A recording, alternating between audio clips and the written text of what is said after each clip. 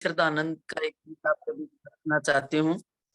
स्वामी श्रद्धानंद प्यारा है, स्वामी श्रद्धानंद प्यारा है, तन मन धन जिसने निज देश पे वारा है, तन मन धन जिसने निज देश पे वारा है। एक नई पर बात हुई, एक नई पर बात हुई, नए ऋषि दयानंद से जिस दिन मुलाकात हुई। दूषित पथ छोड़ दिया, दूषित पथ छोड़ दिया, बिगड़े जीवन को इतना बड़ा मोड़ दिया। ऋषिवर के दीवाने ने, दयानंद के दीवाने ने गुरुकुल खोल दिया, वन में मस्ताने ने गुरुकुल खोल दिया, वन में मस्ताने ने। धन माल सभी अपना, धन माल सभी अपना, आर्य समाज को दिया, साकार किया सपना। अंग्रेजों ने मान लिया, अंग्रेजों ने मान लिया, संगीनों के सामने जब अपना सीना तान दिया। दुश्मन बेईमान हुआ, दुश्मन बेईमान हुआ, स्वामी श्रद्धानंद जी का इस दिन बलि हुआ, वो काम किया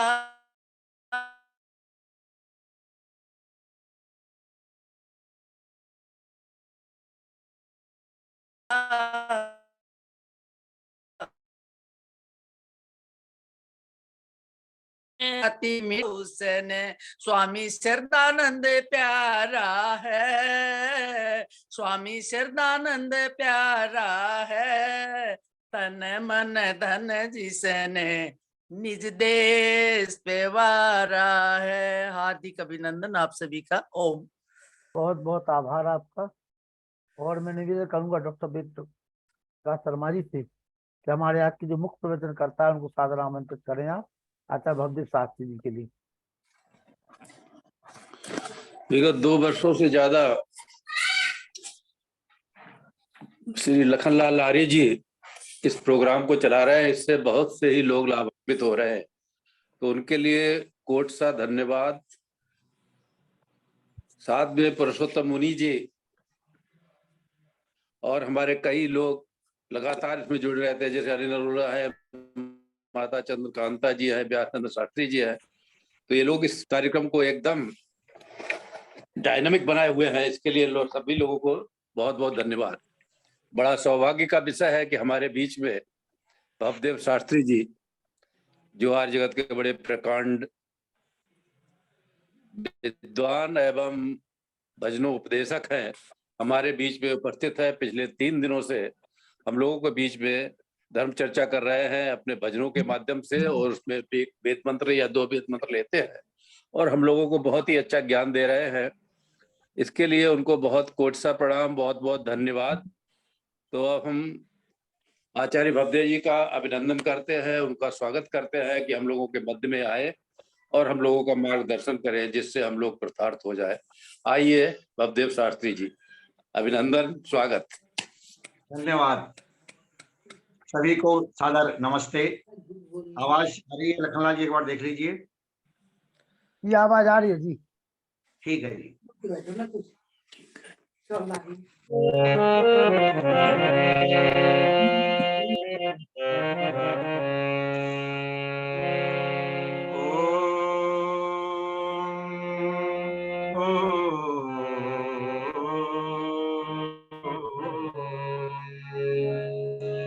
विश्वानि देव सवितर्दुरितानि पराशुव, यद्भद्रं तन्नयाशुव। यो भूतं च भव्यं च सर्वं यस्याधितिष्ठति, स्वर्यस्य च केवलं तस्मै ज्येष्ठाय ब्रह्मणे नमः। तस्मै ज्येष्ठाय ब्रह्मणे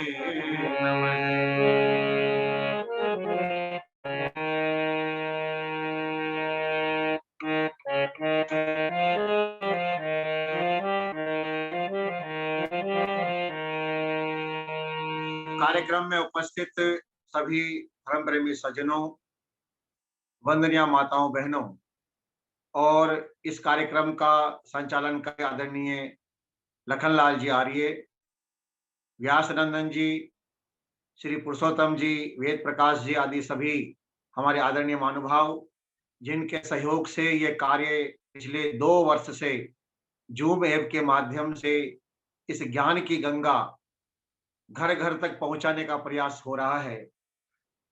भारतवर्ष के बड़े बड़े विद्वान इस प्लेटफॉर्म पर आकर के हमको ज्ञान देते हैं, हमें लाभान्वित करते हैं, हमें अपने जीवन को अच्छा बनाने के लिए मार्गदर्शन देते हैं।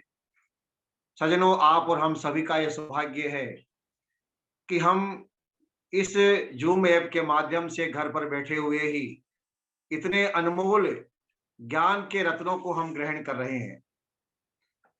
हम पिछले 3 दिनों से आपके सामने संगीतमय वेद के मंत्रों से, जो वेद के मंत्र हैं उनका अर्थ, उनका भाव संगीत के माध्यम से और कथाओं के माध्यम से आप तक पहुंचाने का प्रयास कर रहे हैं।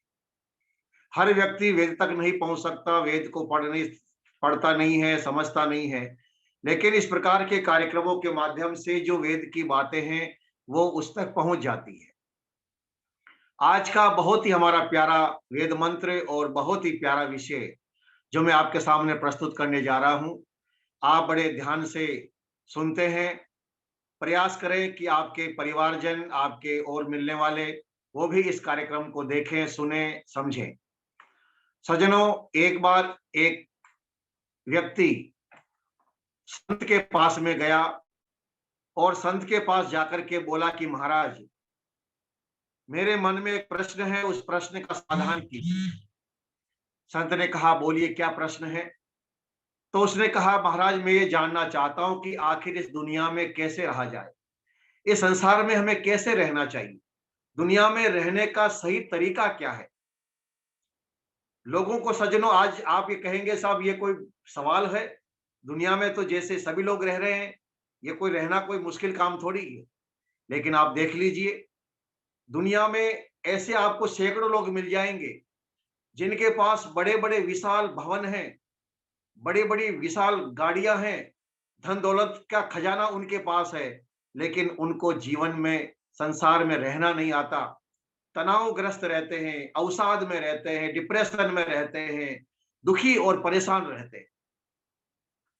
पैसा है, गाड़ियां हैं, सब कुछ है उसके पास में, भौतिक संसाधन उसके पास है, लेकिन जीव संसार में रहना नहीं आता। और परिणाम क्या है कि आपस में, घर परिवार में वैमनस्यता रहती है, आपस में एक दूसरे से मनमुटाव रहता है। अभी एक कुछ दिन पहले अखबार में पढ़ने को मिला कि बिल गेट्स, जिसका बड़ा प्रसिद्ध नाम है, आप सभी उस नाम से परिचित हैं, बिल गेट्स सज्जनों दुनिया का सबसे धनवान व्यक्ति। अब आप सोचिएगा, दुनिया का सबसे धनवान व्यक्ति होना कितनी बड़ी बात है। कितना धन होगा उस व्यक्ति के पास, एक अनुमान लगाया जा सकता है।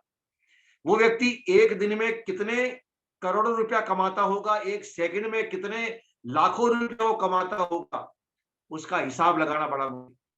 तो दुनिया का नंबर 1 धनवान व्यक्ति बिल गेट्स, उसकी पत्नी ने उसको तलाक दे दिया।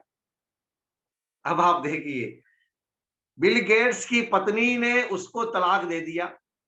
और तलाक क्यों दिया, कारण जानना चाहेंगे आप? तलाक उसको इसलिए दिया क्योंकि बिल गेट्स के दूसरी महिलाओं के साथ में गलत संबंध थे और इसका पता उसकी पत्नी को लग गया।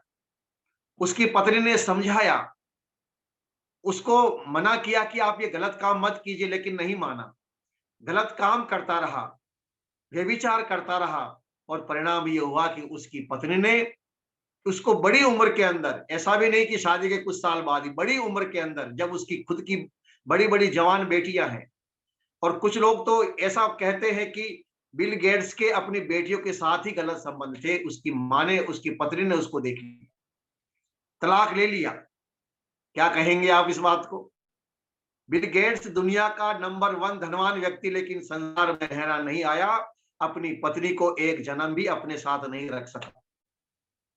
सजनों, संसार में कैसे रहना चाहिए ये लोगों को नहीं आता है, इसलिए हम बीमार, परेशान, लाचार, दुखी, अनेकों समस्याओं में, हमारे पास सब कुछ है लेकिन फिर भी हम परेशान रहते हैं। कारण यही है, हमें दुनिया में जीना नहीं आया, कैसे जिया जाए ये हमको किसी ने नहीं सिखाया। बहुत लंबा विषय है, मैं संक्षिप्त में, क्योंकि समय और घड़ी मुझे कह रही है कि जल्दी जल्दी अपनी बात को समाप्त करो, जल्दी जल्दी आगे बढ़ो, क्योंकि समय 9 बजने वाले हैं। सजनों, एक व्यक्ति संत के पास में गया, कहा महाराज मुझे ये बताइए संसार में कैसे रहना चाहिए, मैं ये जानना चाहता हूं। संत ने कहा तुम जानना चाहते हो दुनिया में कैसे रहना चाहिए, तो मेरे पास बैठ जाओ। संत ने उस व्यक्ति को अपने पास बैठा लिया। सजनों, कुछ समय के बाद में एक व्यक्ति आया संत से मिलने के लिए, और जब मिलने के लिए आया तो वो कुछ भेंट स्वरूप फल लेकर के आया, लाकर के उसने संत को दिए। संत ने वो सारे फल अकेले खा लिए और आने वाले व्यक्ति से कोई बातचीत नहीं की।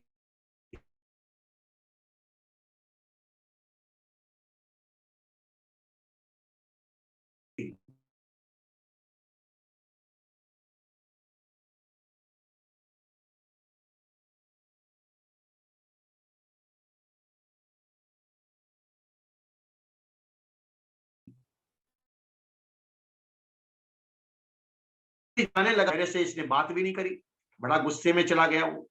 उसने कहा महाराज, वो व्यक्ति तो बड़ा गुस्से में था, कह रहा था बड़ा बेकार महाराज है, संत है, मैं तो संत समझ करके फल लाया था, अकेला ही सब कुछ खा गया और मेरे से इसने बात नहीं करी। संत ने कहा ठीक है बैठो और देखते हैं। कुछ समय के बाद में एक व्यक्ति और आया, वो भी अपने साथ में मिठाई लेकर के आया। संत ने उस मिठाई को सब लोगों में बंटवा दिया, लेकिन फिर भी उस व्यक्ति से बात नहीं की। जब वो व्यक्ति थोड़ी देर बाद में जाने लगा तो संत ने फिर कहा कि अब पता करो इस व्यक्ति का क्या भाव है। वो व्यक्ति गया, कहता महाराज गुस्से में था, वो कह रहा था है तो संत लेकिन इसको व्यवहार नहीं आता, इसने मेरे से बात भी नहीं करी। कुछ समय के बाद में तीसरा व्यक्ति आया, वो भी कुछ भेंट स्वरूप फल या मिठाई लेकर के आया था। संत ने क्या किया कि कुछ मिठाई उस व्यक्ति को, आने वाले व्यक्ति को दी।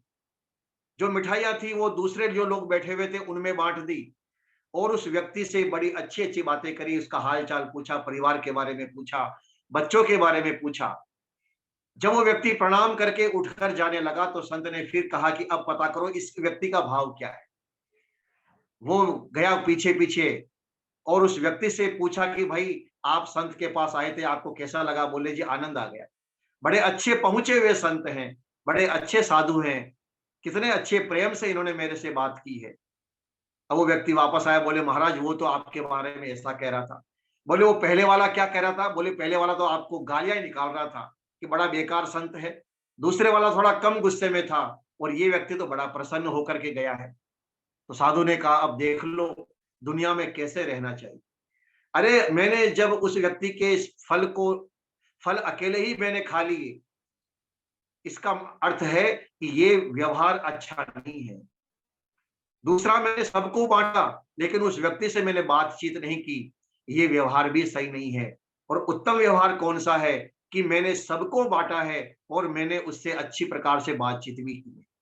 समाज में, संसार में सज्जनों व्यवहार ही काम आता है, इसलिए हमारा व्यवहार उत्तम हो। उत्तम व्यवहार से संसार चलता है। हम कितने भी बड़े विद्वान हैं, कितने भी बड़े धनवान हैं, लेकिन समाज के अंदर यदि हमें रहना है तो हमें समाज में रहने के लिए समाज के अनुकूल जो व्यवहार है, उत्तम व्यवहार में भी उत्तम जो व्यवहार है, उत्तम आचरण है, वो हमें आने ही चाहिए। घर परिवार में पति पत्नी का संबंध कैसे होना चाहिए, भाई भाई का संबंध कैसे होना चाहिए, पिता और पुत्र का संबंध कैसे होना चाहिए, ये सब विषय सज्जनों वेद में लिखे हैं। और यदि हमने उस वेद के लिखे हुए के अनुसार आचरण कर लिया तो आप देखेंगे हमारा जीवन बड़ा उत्तम बन जाएगा। इसलिए संसार में कैसे रहना चाहिए, क्या करना चाहिए, इस विषय पर हम चर्चा करते आगे बढ़ते हैं।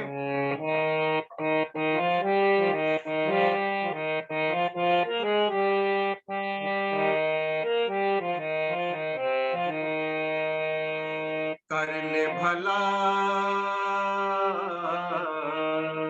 कर ले भला, होगा भला, अंत भला है। कर ले भला, होगा भला, अंत भला है। बस यही संसार में जीने की कला है। कर ले भला, होगा भला, अंत भला है। बस यही संसार में जीने की कला है। कर ले भला, होगा भला, अंत भला है। बस यही संसार में जीने की कला है। बस यही संसार में जीने की कला है।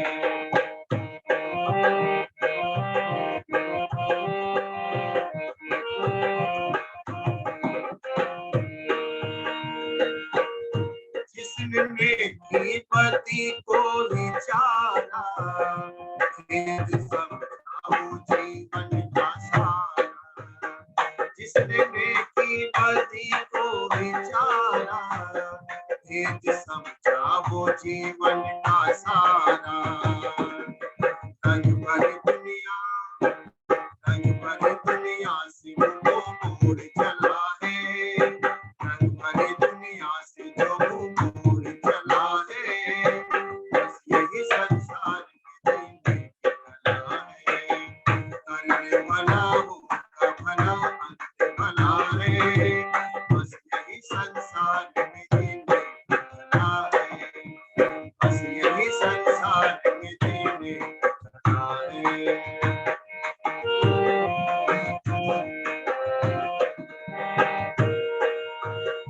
उस पिता की शरण में जो आया, प्रभु भक्ति में मन को लगाया।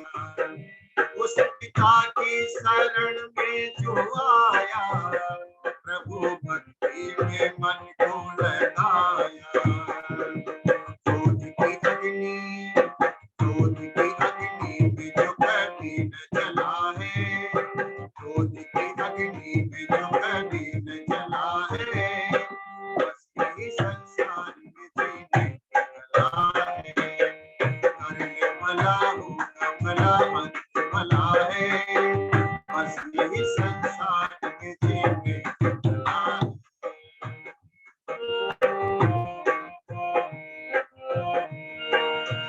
शोक सिंधु से चाहते हो तरना, भूल कर भी बुरा कुछ ना करना। शोक सिंधु से चाहते हो तरना, भूल कर भी बुरा कुछ ना करना। मान लो, मान लो इसकी बड़ी बेमूल सलाह है। मान लो इसकी बड़ी बेमूल सलाह है।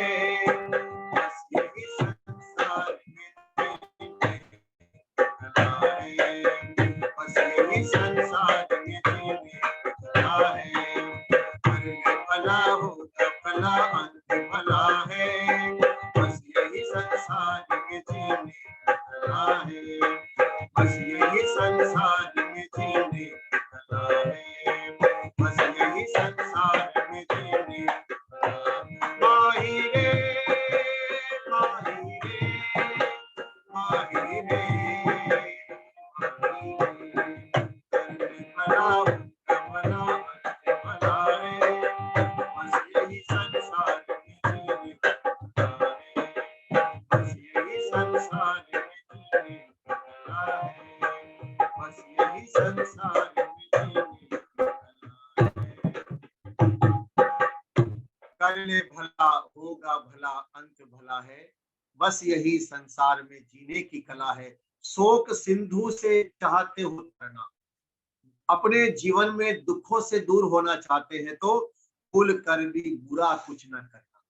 सो मान लो यही बेमोल बड़ी सलाह है। तो सज्जनों, कवि ने बड़ी सुंदर गीत की पंक्तियों के द्वारा हमको समझाने का प्रयास किया कि हम अपने जीवन को किस प्रकार का बनाएं। दो शब्द आपने सुने होंगे, एक शब्द है स्वर्ग और एक शब्द है इसका उल्टा, इसका विलोम नरक। इस स्वर्ग और नरक के बारे में अलग अलग मत पंथों में, अलग अलग संप्रदायों में, अलग अलग विचारधारा में अलग अलग मान्यताएं हैं। ईसाई मत को मानने वाले, मुस्लिम मत को मानने वालों की विचारधारा है कि स्वर्ग या जन्नत ऊपर आसमान में है, 7वें आसमान पर है, 4थे आसमान पर है, और वहां पर जो जाएगा उस व्यक्ति को बहुत सारी स्त्रियां मिलेंगी, खाने पीने के सामान मिलेंगे, दूध शहद की नदियां वहां बहती है, इस प्रकार की कल्पना की गई। हिंदू मान्यताओं में भी कई पुराणों के अनुसार कि स्वर्ग ऊपर है, इंद्र राजा वहां रहते हैं और इस प्रकार से वहां यमराज रहते हैं, चित्रगुप्त बैठे हुए हैं और वहां अप्सराएं हैं। इस प्रकार की कल्पना, काल्पनिक जो है स्वर्ग की कल्पना की गई है। लेकिन वास्तव में यदि देखा जाए तो स्वर्ग और नरक क्या है सज्जनों? स्वर्ग कहते हैं सुख को और नरक कहते हैं दुख को। यदि हमारे जीवन में सुख है तो समझ लो हम स्वर्ग में रह रहे हैं, और यदि हमारे जीवन में दुख है तो समझ लो हम नरक में रह रहे हैं। हमारे जो उपदेशक होते हैं बड़ी सुंदर बात कहते हैं। वो कहते हैं, अन्न पुराना घी नया, घर सुलक्षणी नार, घर आंगन बच्चे खेले, स्वर्ग निशानी चार। आपका घर स्वर्ग है या नरक है, इसकी पहचान बताई है। यदि आपके घर में 4 चीजें हैं तो आपका घर स्वर्ग है। कौन कौन सी 4 चीजें हैं, नोट कर लीजिएगा। पहले कहा अन्न पुराना, यानी धन और अनाज की कमी घर में नहीं हो, धन की अभाव घर में नहीं हो। दूसरा है घी नया, जिस घर में दूध घी उत्पन्न होता हो, दूध होता हो, नया घी, ताजा घी लोग वहां खाते हो। घर सुलक्षणी नार, और जिस घर में अच्छे लक्षणों वाली लक्ष्मी स्त्री, अच्छी स्त्री जिस घर में रहती हो। और कहा चौथा है जिस घर के आंगन में बच्चे खेलते हो। ये 4 चीजें जिस घर में होती है, कहा स्वर्ग निशानी 4। ये स्वर्ग की 4 निशानियां बताई। और सज्जनों, नरक की भी 4 निशानियां बता दी। तन पर मेले कपड़े, सिर के रूखे बाल, देना हो कर्जा घना, कलिहारी नार, दारू पीवे भरतार। ये नरक निशानी 4।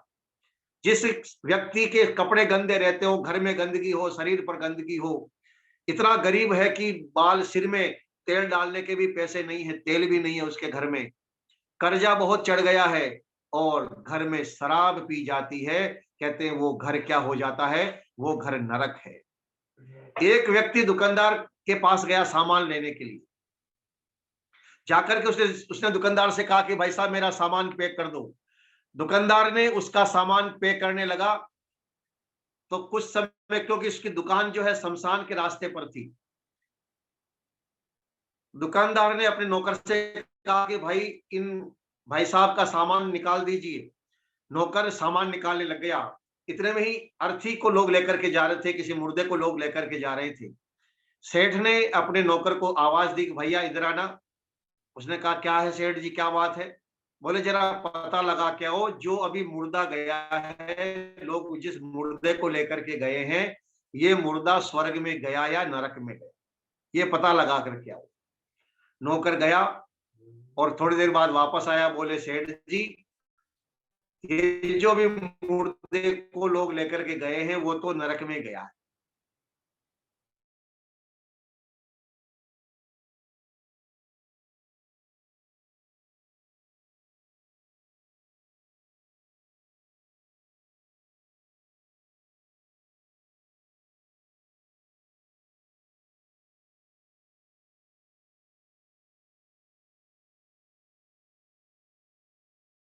कहा सेठ जी मेरा सामान, क्या इस नौकर का कोई यमराज पता लगा लेता है कि मरने वाला कहाँ जाएगा, स्वर्ग में या नरक में गया? ये कैसे पता लगता है इसको? और आप भी इस पर विश्वास कर लेते हो। तो सेठ जी ने कहा कि भाई ये तो पता लगाना बड़ा आसान काम है। कैसे पता लगाया जाए? बोले जिस अर्थी के पीछे लोग आराम से जा रहे हो, निश्चित होकर के जा रहे हो, किसी के चेहरे पर कोई दुख न हो और लोग आराम से बातचीत करते हुए जा रहे हो और कई लोग कानाफूसी कर रहे हो, चलो अच्छा हुआ धरती का बोझ कम हो गया, बड़ा बेकार आदमी था, बड़ा दुष्ट व्यक्ति था, बड़ा गंदा व्यक्ति था। इस प्रकार की बातें करते हुए लोग जिस अर्थी के पीछे जा रहे हो, समझ लो वो मरने वाला व्यक्ति तो नरक में ही जाएगा। और जिसकी अर्थी के पीछे लोग दुखी होते हो, आंसू बहाते हुए जा रहे हो और कह रहे हो कि भाई बड़ा भला व्यक्ति था, बड़ा धर्मात्मा था, सज्जन था, सेवाभावी था, दुख में काम आने वाला व्यक्ति था, बड़ा बुरा हुआ जो हमारा बीच में एक ऐसा धर्मात्मा व्यक्ति चला गया। इस प्रकार की बातें जिस अर्थी के पीछे करते हुए लोग जा रहे हो, समझ लो वो व्यक्ति स्वर्ग में गया। सज्जनों, हमारा व्यवहार, हमारा आचरण हमको सुख और दुख की ओर लेकर के चलता है। इसलिए कहा आचार है परमो धर्म है। जो आचरण है, सदाचार है, वही परम धर्म बताया गया है। चाणक्य ने बड़ा सुंदर एक श्लोक लिखा है। चाणक्य लिखते हैं, स्वर्ग की चाणक्य ने 4 निशानियां बताई है।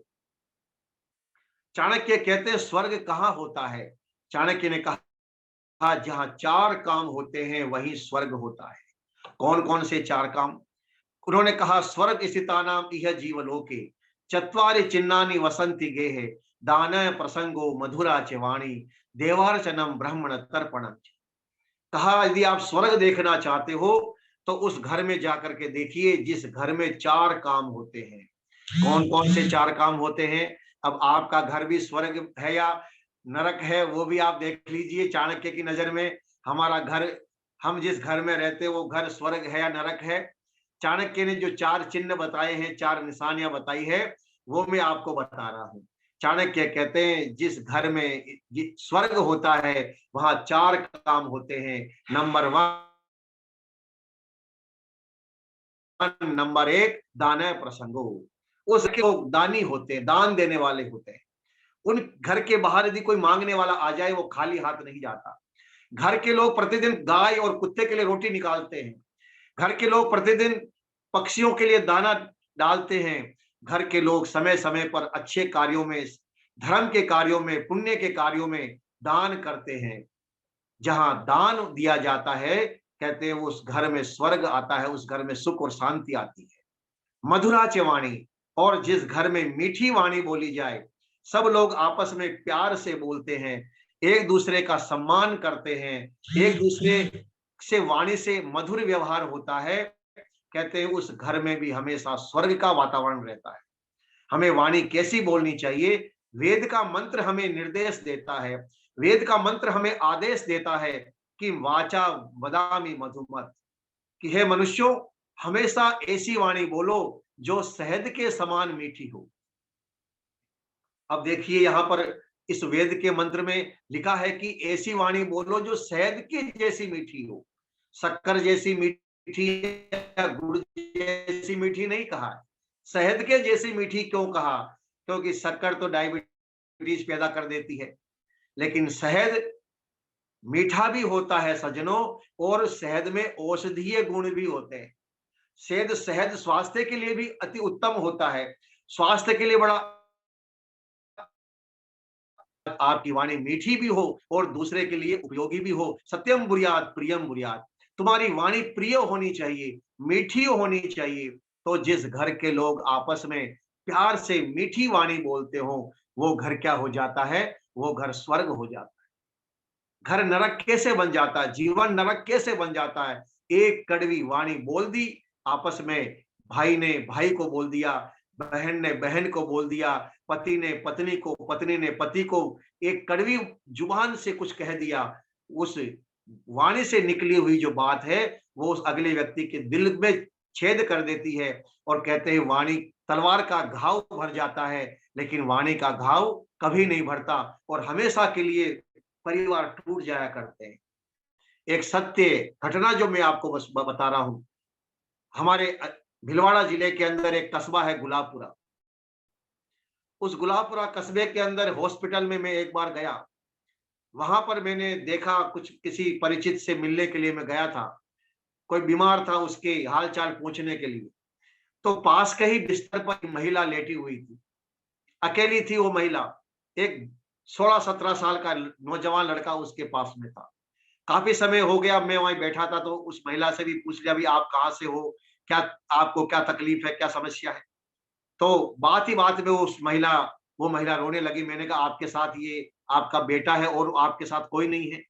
तो महिला रोने लग गई।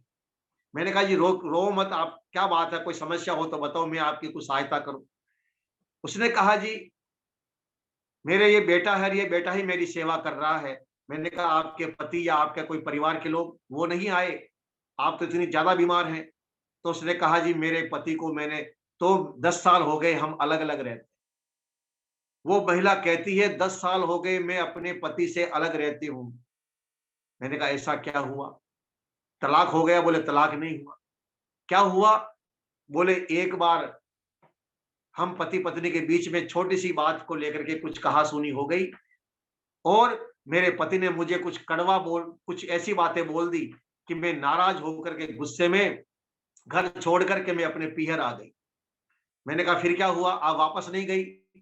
बोले वापस मैं इसलिए नहीं गई क्योंकि मैं ये सोचती थी कि मेरा पति मुझे लेने आएगा तब मैं वापस जाऊंगी, और मेरे पति ने ये कहा कि तुम गई हो तो तुम ही वापस आओ। केवल छोटी सी बात को लेकर के पति और पत्नी का दोनों का जीवन नरक बन गया। कड़वी वाणी हमारे व्यवहार को खराब कर देती है। अरे पति और पत्नी में सजनों कोई छोटा और कोई बड़ा नहीं होता है।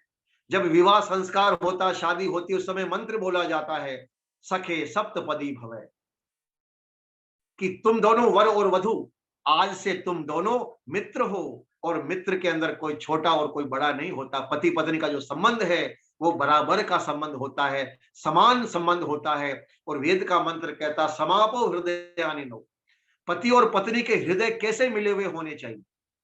जिस प्रकार से दो जगह का पानी एक जगह मिल जाता है, दुनिया की कोई ताकत उस पानी को अलग अलग नहीं कर सकती। गंगा का पानी लेकर के आ जाइए और यमुना का पानी लेकर के आ जाइए, दोनों के पानी को एक बर्तन में डाल दीजिए तो दुनिया की कोई मशीन उस पानी को, गंगा के पानी को, यमुना के पानी को अलग अलग नहीं कर सकती। दो नदियों का पानी है लेकिन मिल करके ऐसे एक हो जाता है कि वो कभी अलग नहीं हो सकता। वेद का मंत्र कहता है समंजंतु विश्वे देवा समापो हृदयानिनो। हमारे हृदय, पति और पत्नी का हृदय कैसे मिला हुआ होना चाहिए, जैसे दो स्थान का पानी मिलकर के एक हो जाता है, ऐसे ही पति और पत्नी का संबंध होता है। छोटी छोटी बातों को लेकर के कई बार हमारे परिवार में, घर में मनमुटाव हो जाया करते हैं। इसलिए हमेशा मधुर वाणी का व्यवहार करें, मधुर वाणी से बोले, कोई ऐसी बात न कहें जिससे हमारे जीवन में संकट आ जाए, जीवन में परेशानी पैदा हो जाए। इसलिए चाणक्य ने कहा मधुरा च वाणी, जिस घर में मीठी वाणी बोली जाती है वो घर स्वर्ग होता है। तीसरी बात क्या बताई? तीसरी बात बड़ी महत्वपूर्ण, चाणक्य कहते हैं वो घर स्वर्ग होता है। कहा देवार्चनम, जहां देवताओं की पूजा होती है। देवता कितने देवता होते हैं? अब जब देवताओं की पूजा की बात आती है तो लोग ये समझते हैं कि ब्रह्मा, विष्णु, शिव, राम, कृष्ण आदि की तस्वीर लगा लो और उनके अगरबत्ती करो, उनके दीपक करो, शायद यही पूजा होगी। लेकिन यहाँ देवताओं का भाव क्या सज्जनों? देवता कहते हैं देने वाले को। देवता कहते हैं जो हम देता है वो देवता होता है। 5 देवता बताए गए हैं, मातृ देवो भवै, पितृ देवो भवै, आचार्य देवो भवै, अतिथि देवो भवै। महर्षि दयानंद जी महाराज ने पंचायतन पूजा का वर्णन किया। कहा इन 5 लोगों की पूजा घर में रोज होनी चाहिए। किन किन की पूजा होनी चाहिए घर में? पूजा शब्द का अर्थ अगरबत्ती करना नहीं है या दीपक जलाना नहीं है, इसका ध्यान रखिए आप। पूजा शब्द का अर्थ होता सम्मान करना, पूजा शब्द का अर्थ होता आज्ञा का पालन करना, पूजा शब्द का अर्थ होता है संतुष्ट करना। तो पूजा का अर्थ होता सम्मान, सम्मान में सारी बातें आती। तो सम्मान करना होता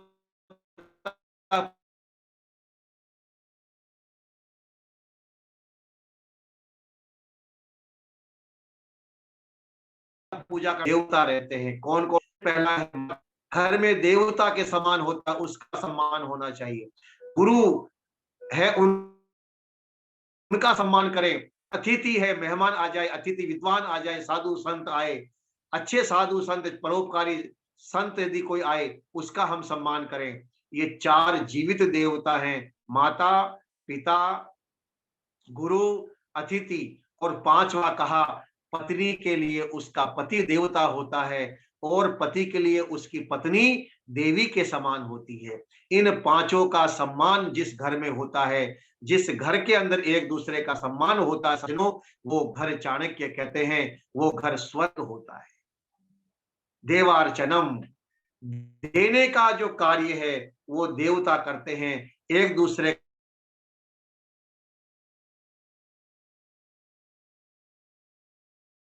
का सम्मान करते हैं, घर स्वर्ग होता है। आप देखिए इसका सामने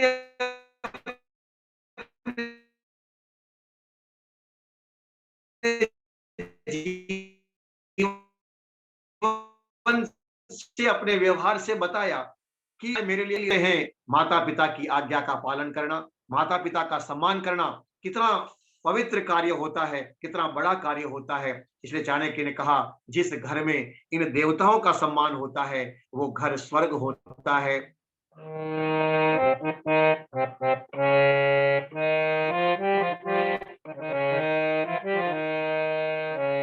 मुझे इस दुनिया में लाया, मुझे बोलना चलना सिखाया, मुझे इस दुनिया में लाया, मुझे बोलना चलना सिखाया।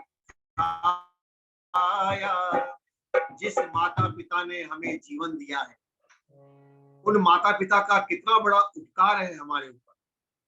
उस ऋण को, माता पिता के ऋण को सज्जनों हम नहीं चुका सकते। मुझे इस दुनिया में लाया, मुझे बोलना चलना सिखाया, मुझे इस दुनिया में लाया, मुझे बोलना चलना सिखाया। ओ माता पिता तुम्हें वंदन, इन किस्मत से तुम्हें पाया। ओ माता पिता तुम्हें वंदन, इन किस्मत से तुम्हें पाया।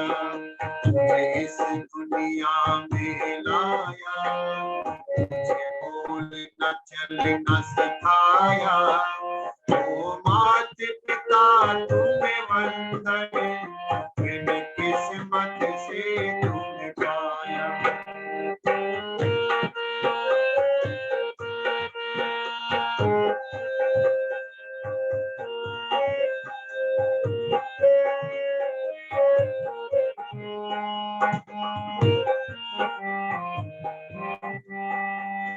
जब से जग में आया, मन तब से शीतल छाया, कभी सहलाया गोदी में, कभी कंधों पर उठाया, मेरे सर पर हाथ रख मेरे प्यार से प्यार लुटाया, मेरे सर पर हाथ रख बस प्यार ही प्यार लुटाया। ओ माता पिता तुम्हें वंदन, इन किस्मत से तुम्हें पाया। मुझे इस दुनिया में लाया, मुझे बोलना चलना सिखाया। ओ माता पिता तुम्हें वंदन, इन किस्मत से तुम्हें पाया।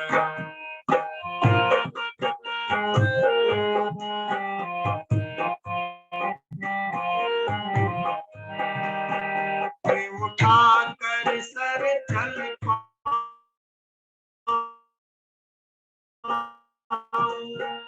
इसे कहीं हाथ नहीं फैलाऊं, तुमने इतना दिया है, मुझे जग की रीत सिखाई, मुझे जग की रीत सिखाई, धर्म का पाठ पढ़ाया। ओ माता पिता तुम्हें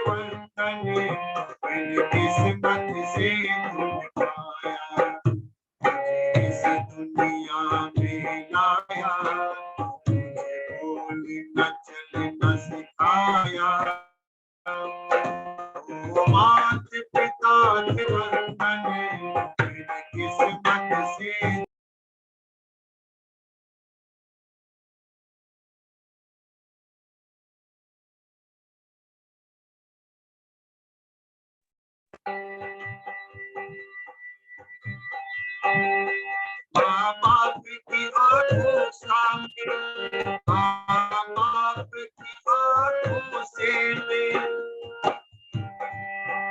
माँ बाप की आंखों से मैं आंसू बन के न गिरूंगा, माँ बाप का दिल जो दुखा दे ऐसा मैं कुछ न करूंगा। माँ बाप के रूप में मैंने, माँ बाप के रूप में मैंने ऐसे भगवान को पाया। मात पिता तुम्हें वंदन, इन किस्मत से तुम्हें पाया। इस दुनिया में आया, बोल न चल न सिखाया। मात पिता तुम्हें वंदन, इन किस्मत से तुम्हें पाया। मात पिता तुम्हें वंदन, इन किस्मत से तुम्हें पाया, इन किस्मत से तुम्हें पाया, इन किस्मत से। मुझे इस दुनिया में लाया, मुझे बोलना चलना सिखाया। ए मात पिता तुम्हें वंदन, मैंने किस्मत से तुम्हें पाया। सजनों, परम पिता परमात्मा की हम सब के ऊपर बड़ी असीम कृपा है कि हमें उत्तम परिवार में, उत्तम माता पिता के घर में ईश्वर ने हमें जन्म दिया। उन माता पिता का सम्मान करना हमारा एक कर्तव्य बनता है। इसलिए चाणक्य कहते हैं देवार्चनम। हमारे घर में यदि हम अपने घर को स्वर्ग बनाना चाहते हैं तो हमारे घर में जो देव हैं, माता है, पिता है, सास है, ससुर है, उनका सम्मान होना चाहिए, उनका आदर सत्कार होना चाहिए। अरे जिस घर के अंदर माता पिता आंसू बहाते हो वो घर तो स्वर्ग कैसे बनेगा, वो तो साक्षात नरक ही हो जाता है। इसलिए वेद का मंत्र कहता अनुव्रत पितु पुत्रो मात्रा भवतु सम्मना, जाया पत्ते मधुमतिम वाचम वदतु शांतिमाम। कितनी सुंदर बात कही वेद के इस मंत्र में। अनुव्रत पितु पुत्रो, पुत्र पिता के व्रत का पालन करने वाला हो, पुत्र पिता की आज्ञाओं का पालन करने वाला हो, पुत्र पिता के का अनुकरण करने वाला हो। मात्रा भवतु सम्मना, और पुत्र उसको कहा जाता है जो अपनी माँ को हमेशा प्रसन्न रखे, माँ को हमेशा खुश रखे। जाया पत्ते मधुमते वाचम वदतु, और पत्नी अपने पति से हमेशा मीठी वाणी बोले और पति भी अपनी पत्नी से हमेशा मीठी वाणी बोले। और इस प्रकार का वेद का आदेश है। सज्जनों, यदि हम अपने जीवन को, अपने घर परिवार को स्वर्ग बनाना चाहते हैं तो हमें ये व्यवहार करना ही होगा, नहीं तो हमारा घर नरक बन जाता है। और एक बात और मैं आपसे निवेदन करूं कि जैसा व्यवहार हम अपने माता पिता के साथ करते हैं, हमारे आने वाली पीढ़ी हमारे साथ भी वैसा ही व्यवहार करे। जैसा व्यवहार एक बहू अपनी सास के साथ करती है, उसकी आने वाली बहू उसके साथ वैसा ही व्यवहार करेगी। ये संसार तो लेन देन से चलता है। जैसा हमने बोया है वैसा ही हमको काटना पड़ता है। जैसा हमने कर्म किया है वैसा ही हमें फल भोगना पड़ता है। इसलिए हमारे घर में जो देव हैं उनका सम्मान कहा चाणक्य ने देवार्चनम। हम अपने घर के अंदर देवत्व का वास करें, पति पत्नी में प्रेम हो और भाई भाई में प्रेम हो। जब भाई भाई के प्रेम की बात आती है तो फिर वही नाम मैं आपके सामने लेता हूं, भगवान राम का नाम। राज तिलक की गेंद बनाकर खेलन लगे खिलाड़ी, इधर राम और इधर भरत दोनों ने ठोकर मारी। इतना भाई के लिए इतना बड़ा त्याग इस दुनिया में कौन कर सकता है। अयोध्या का साम्राज्य मिलने वाला था राम को, लेकिन आज्ञा हो गई वन में जाना है तो तुरंत क्षण भर भी देर किए बिना राम ने वनवास गमन स्वीकार कर लिया और अपने भाई के लिए राजपाट त्याग दिया। लेकिन वारे भरत भी ऐसा भाई निकला जो जिसने कहा कि भैया ये राज्य तो आपका है, मैं तो आपका दास बन करके, सेवक बन करके रहूंगा। और उस राजगद्दी पर 14 वर्ष तक खड़गों ने राज किया है। दुनिया का इतिहास उठाकर देख लीजिए आप, दुनिया के इतिहास में आपको नहीं मिलेगा कि 14 साल तक किसी शासन पर खड़गू रखी गई हो और दोनों भाई तपस्वी के वेश में रहते हो। इतना बड़ा त्याग और बलिदान सज्जनों हमारे देश में हुआ है। राम ने अपना बलिदान दिया, त्याग किया अपने भाई के लिए। भाई का प्रेम ऐसा होना चाहिए। भाई कैसे होने चाहिए?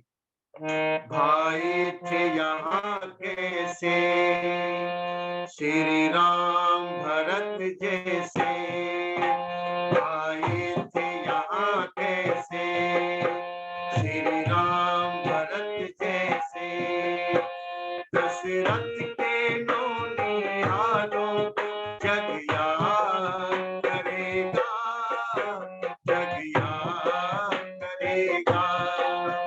भाई थे यहाँ कैसे श्री राम भरत जैसे, दशरथ के नौनिहालों जग याद करेगा, जग याद करेगा।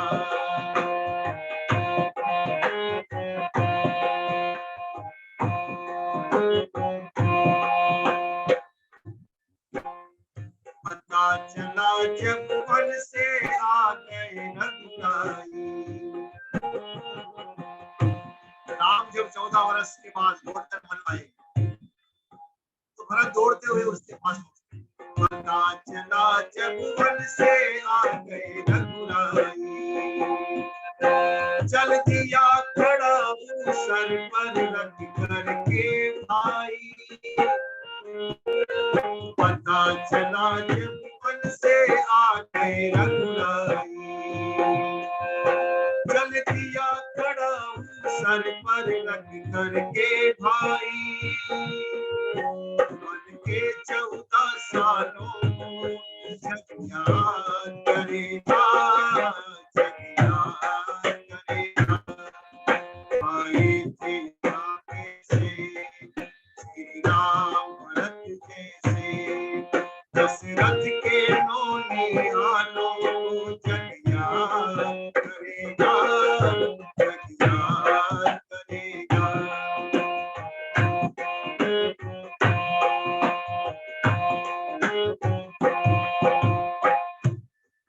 सोनी थी अयोध्या आज स्वर्ग का धाम बनी, सोनी थी अयोध्या आज स्वर्ग का धाम बनी, ये भारत के मन की चाही राजा राम बने, ये भारत के मन की चाही राजा राम बने, इन त्याग के मस्त दयालु जग याद करेगा, जग याद करेगा।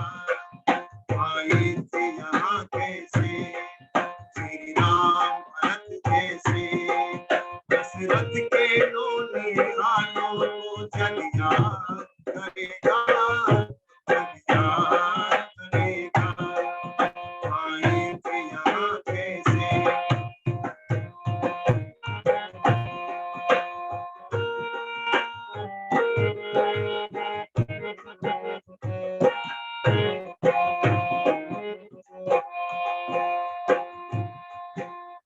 भेष फकीरी भरत का दर्द जगाओगे,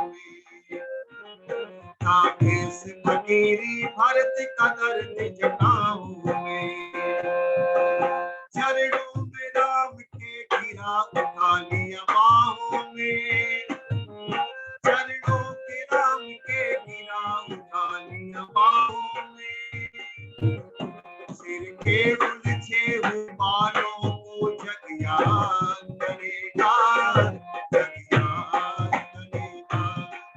भाई थे यहाँ कैसे श्री राम भरत जैसे, दशरथ के नौनिहालों को जग याद करेगा, जग याद करेगा।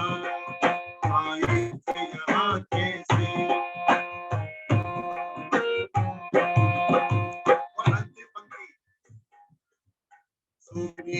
विभीषण कर्मठ थे खोए खोए, सुग्रीव विभीषण कर्मठ थे खोए खोए, श्री राम भरत का प्यार देख करके रोए, राम भरत का प्यार देख करके रोए। सुग्रीव विभीषण कर्मठ थे कोए कोए, श्री राम भरत का प्यार देख करके रोए। जब राम और भरत 14 वर्ष के बाद में मिले तो दोनों ही आपस में मिलकर के गले मिलकर के रो रहे थे, और दूर खड़े हुए विभीषण और सुग्रीव ये दोनों भी रो रहे थे। क्यों रो रहे थे? वो ये सोच रहे थे, देखो एक तो ये है जिन्होंने राजपाट के लिए अपना त्याग किया, बलिदान किया, और एक हम हैं जिन्होंने अपने भाइयों को मरवा दिया। सुग्रीव विभीषण कर्मठ थे कोए कोए, सुग्रीव विभीषण कर्मठ थे कोए कोए। श्री राम भरत का प्यार देख करके रोए। श्री राम भरत का प्यार देख करके रोए। आंसुओं से भीगे कानों को जग याद करेगा, जग याद करेगा। आए थे यहाँ कैसे श्री राम भरत जैसे, दशरथ के नौनिहालों को जग याद करेगा, जग याद करेगा। आए थे यहाँ कैसे श्री राम भरत जैसे, आए थे यहाँ कैसे श्री राम भरत जैसे, श्री राम भरत जैसे, श्री राम भरत जैसे। भाई थे यहाँ कैसे श्री राम भरत जैसे, दशरथ के नौनिहालों को जग याद करेगा। सज्जनों, आज तक हम राम और भरत का नाम बड़े आदर और सत्कार के साथ लेते, लाखों वर्ष हो गए राम को हुए। क्यों? क्योंकि उन्होंने अपने जीवन को वेद के अनुसार चलाया। वेद का मंत्र कहता, माँ भ्राता भ्रातरम दीक्षण, माँ स्वसारम उत स्वसा, सम्यं च सव्रता भूत्वा वाचा वदता भद्रया। कि भाई भाई से, माँ भ्राता भ्रातरम दीक्षण, भाई भाई से द्वेष न करे। ये झगड़ा क्यों होता है भाइयों में? उसका कारण है द्वेष। एक भाई थोड़ी तरक्की ज्यादा कर रहा है तो दूसरा भाई अंदर ही अंदर जल भुन जाता है, उसको द्वेष होता है कि ये मेरा भाई इतना आगे कैसे बढ़ गया। तो भाई भाई में आपस में द्वेष नहीं होना चाहिए, और दो बहनों में आपस में द्वेष भाव नहीं होना चाहिए। कहते हैं कि जो बेटियां होती है वो अपने भाग्य को लेकर के आती है। हर व्यक्ति अपना भाग्य से जीता है, अपना भाग्य का खाता है। दो बहनें, दो तीन बहनें अपने ससुराल में जाती है, किसी को थोड़ा कम मिलता, किसी को थोड़ा ज्यादा मिलता है। हर व्यक्ति अपने अपने कर्म के अनुसार जीता है, इसलिए आपस में द्वेष भाव नहीं करना चाहिए। सबका भाग्य अलग अलग, सबके अपने अपने पूर्व जन्मों का भाग्य कर्म, इस जन्म का पुरुषार्थ सबका अलग अलग होता है, और सबको अपने पुरुषार्थ और अपने भाग्य से मिलता है। तो माँ भ्राता भ्रातरम दीक्षण, माँ स्वसारम उत स्वसा, कहते बहन बहनों में आपस में द्वेष नहीं होना चाहिए, और सम्यं च सव्रता भूत्वा, सब परिवार के लोग आपस में प्यार और प्रेम से मिलकर के रहते हैं। सजनों, वही घर क्या होता है? वही घर स्वर्ग होता है। तो वेद का ये, वेद के मंत्र, वेद के माध्यम से भी हमको समझ में आया। जो बात वेद के मंत्र में कही वो बात मैंने आपको भजन के माध्यम से समझा दी। वेद में बड़े सुंदर सुंदर मंत्र आते हैं कि कैसे हमें अपने परिवार को, परिवार में हम आपस में किस प्रकार से रहे। आइए, एक क्योंकि समय भी हो चुका है, 5-7 मिनट का समय और है, एक भजन और मैं आपकी सेवा में निवेदन करता हुआ। बहुत ही प्यारा भजन है। जिस घर में एक दूजे की बात जाए मानी, उस घर कभी न आए कोई भी परेशानी। जिस घर के लोग कोई भी काम करते हैं आपस में सलाह लेकर, सलाह मशवरा करके, जैसे राजा कोई भी कार्य करता है तो सलाह से करता है, अपने मंत्रियों से पूछ करके करता है, तो उस राजा का कोई काम नहीं बिगड़ता। ऐसे ही परिवार भी एक राज्य व्यवस्था है, इसमें भी कोई हम कार्य करें तो परिवार के लोगों की आपस में, पति पत्नी बच्चे सब मिलकर के विचार विमर्श करके यदि कार्य को करते हैं तो वो कार्य हमेशा अच्छा होता है, और परिवार में किसी प्रकार की कोई समस्या नहीं आती। जिस जिस घर में एक दूजे की बात जाए मानी, जिस घर में एक दूजे की बात जाए मानी, उस घर कभी न आए कोई भी परेशानी। इस घर में एक दूजे की बात जाए मानी, उस घर कभी न आए कोई परेशानी। इस घर में एक दूजे की बात जाए मानी, उस घर कभी न आए कोई भी परेशानी।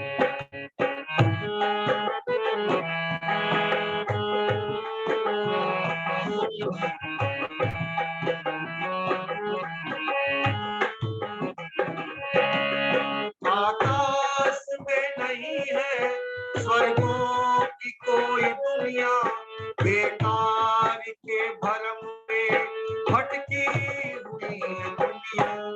आकाश में नहीं है स्वर्गों की कोई दुनिया, बेकार के भरम में भटकी हुई है दुनिया। कोई घर है स्वर्ग जिसमें, कोई घर है स्वर्ग जिसमें होती है मधुर वाणी, उस घर कभी न आए कोई भी परेशानी। इस घर में एक दूजे की बात जाए मानी, उस घर कभी न आए कोई भी। माता पिता की सेवा भी फर्ज है हमारा, माता पिता से जग में नामो निशान हमारा। माता पिता की सेवा भी फर्ज है हमारा, माँ बाप से ही जग में नामो निशान हमारा।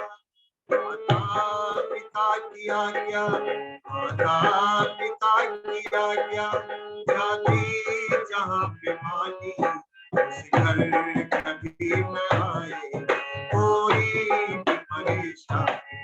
इस घर में एक दूजे की बात जाए मानी, उस घर कभी न आए कोई भी।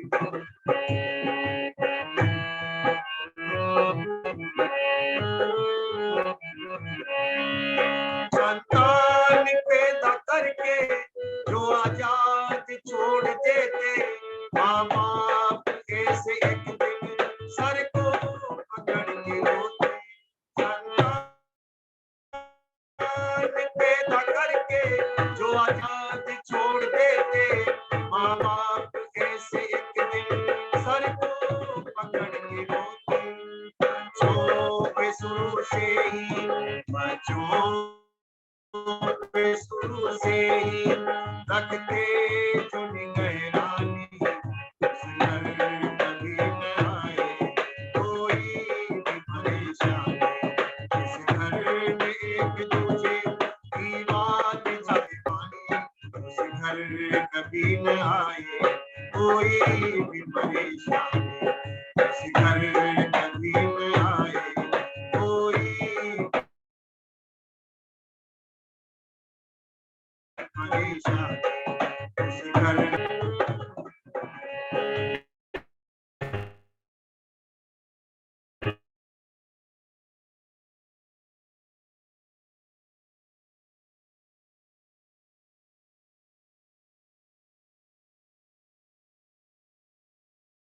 हमारी आ रही, हमारी आवाज आ रही, मेरी आवाज आ रही शर्मा जी?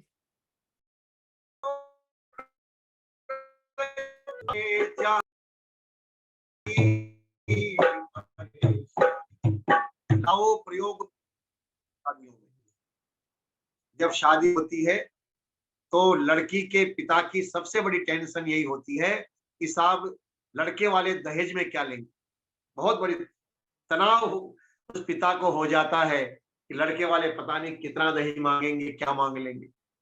और कई तो ऐसे लोग होते जो अपने बच्चे की बोली लगा देते हैं, साहब मैंने अपने बेटे को डॉक्टर बना दिया है, इसके तो मैं 20 लाख रुपए लूंगा। इस बेटे को मैंने इंजीनियर बनाया, इसके मैं 25 लाख लूंगा। इस बेटे को मैंने लेक्चरर बना दिया, इसके मैं 30 लाख लूंगा। जैसे लगता है बेटा नहीं हुआ, कोई बकरा हो गया, जानवर हो गया जिसकी बोली लगाई जा रही है। दहेज मांगना ये तो बहुत बड़ा पाप है। अरे माता पिता जिस बेटी को पाल पोस करके आपके लिए आपको सेवा में, आपकी सेवा में सुपुर्द कर रहे हैं आपके, और आपको क्या चाहिए? बेटी से बड़ा और धन क्या हो सकता है? इसलिए लाओ प्रयोग में ना तराजू को शादियों में, घर फूंक डाले कितने लालच की आंधियों में, समझे जहां बहू को ही दहेज घर के स्वामी। जिस घर के लोग बेटी ही दहेज है, बहू ही दहेज है, बस हमें कुछ नहीं चाहिए, केवल बेटी चाहिए, हमें केवल बहू चाहिए, तो ऐसी बहू घर में आएगी तो सेवा करेगी। और जिस बहू के, जिस बेटी की, इस लड़की के लिए आपने दहेज लिया है, वो आएगी तो फिर क्या तमाशा होगा घर के अंदर, वो तो आप जानते ही हैं। इसलिए अपने घर और अपने परिवार को, ये स्वर्ग, ये घर जहाँ सुख और शांति है सजनों, वही स्वर्ग है। इसलिए वेद के मंत्रों ने हमें शिक्षा दी कि हमें अपने घर को स्वर्ग बनाना चाहिए। स्वर्ग सीतारामी है जीवलोक के चत्वारि चिन्हानि वसंति गे है। चाणक्य ने कहा स्वर्ग में रहने वाले लोगों की 4 चिन्ह होते हैं। नंबर 1, दान प्रसंग, जिस घर के लोग दान देते हैं, जिस के लोग होते हैं, जिस घर के लोग एक, और अंत में कहा ब्राह्मण तर्पणम जय, जिस घर के धर्मात्मा लोगों का आना जाना रहता है, जो ज्ञानी और विद्वान लोगों को दान देते हैं, उनकी सेवा करते हैं, उन विद्वानों के पास बैठ करके ज्ञान की प्राप्ति करते हैं, जिस परिवार के लोग मिलकर के अच्छी श्रेष्ठ बातें सुनते हैं, ज्ञान की बातें सुनते हैं, कहते हैं वही घर वास्तव में स्वर्ग कहलाता है। तो ये मैंने वेद की मंत्र और चाणक्य के पर चर्चा की, भजनों के माध्यम से। तो जब संगीत साथ में जुड़ता है प्रवचन में, तो 1 घंटे का प्रवचन बोर नहीं लगता। नहीं तो लोग थोड़ी सी देर सुनते ही फिर बोर से होने लग जाते हैं। तो आप सभी जुड़ते हैं इस कार्यक्रम से, और आपके उत्साह बढ़ता है। आयोजकों का आदरणीय लखनलाल जी और जितने भी इस कार्यक्रम में जो संचालन कर रहे हैं, सभी का उत्साह बढ़ता है। कल अंतिम दिन होगा, तो आप जरूर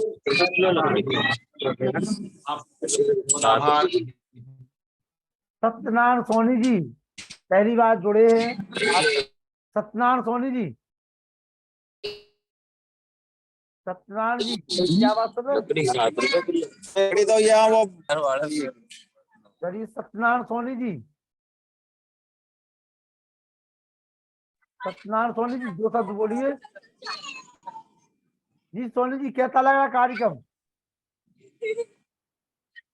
सत्यनारायण जी, सत्यनारायण सोनी, केकली राजस्थान। ओम ओम नमः, ओम नमस्ते नमस्ते। हाँ बताइए कैसा लगा कार्यक्रम? बहुत अच्छा लगा कार्यक्रम, बहुत अच्छा लगा साहब कार्यक्रम। बहुदेव जी तो हमारे बहुत अच्छे विद्वानों की श्रेणी में हैं और इनके कार्यक्रमों का हम बहुत आनंद लेते रहते हैं। लेकिन आज बहुत मार्मिक प्रसंग सुनाए इन्होंने आज चाणक्य को लेके, और बहुत ही जिस परिवार में सामंजस्य हो वैसे इन्होंने अच्छी उपयोगी बातें बताई है। अभी मैं यहाँ आर्य समाज प्रांगण में बैठा हूँ, यहाँ केकड़ी। अच्छा जी, चलिए बहुत बहुत धन्यवाद। आप सभी का और बहुदेव जी का बहुत बहुत आभार है। और ये सब साथी लोग बैठे, सबको सुना रहा हूँ यहाँ बैठा बैठा। अच्छा जी, बहुत बहुत बढ़िया। देखिए कितने लोग बैठ करके सुनते हैं एक साथ जी। हाँ, बहुत अच्छा प्रोग्राम रहा है, बड़ा आनंद रोचक कार्यक्रम रहा है। सत्यनारायण जी यही लिंक रहता है, हमेशा इसी पे जुड़िए आप लगातार, ठीक है ना? हाँ, मैं थोड़ा सा क्या अभी टूर्नामेंटों में ड्यूटियां लगी, इसलिए मैं थोड़ा व्यस्त हो गया था। वापस मैं फ्री हो गया हूँ, अब मैं नियमित। हाँ डेली जुड़िए, कार्यक्रम डेली चलता है, यही समय रहता है 7:45 बजे, ठीक है ना? चलिए नीरज द्विवेदी जी, नीरज द्विवेदी जी, राम सेवक निरंजन जी, धनीराम पटेल जी, धनीराम पटेल जी आइए। ओम ओम। हाँ बोलिए धनीराम जी, कैसा लगा कार्यक्रम? बहुत अच्छा, बहुत। ढोलक की आवाज अच्छी लग रही क्या नहीं आपको? अरे बिल्कुल बिल्कुल। तो ढोलक के लिए जो है, जो हमारे ढोलक वादक हैं, उनके हाँ सम्मान, बोलिए बोलिए। उनके सम्मान के लिए जो है, अब चाहते कि आप 500 रुपए की राशि उनको प्रदान करें। बिल्कुल बिल्कुल बिल्कुल करेंगे भाई।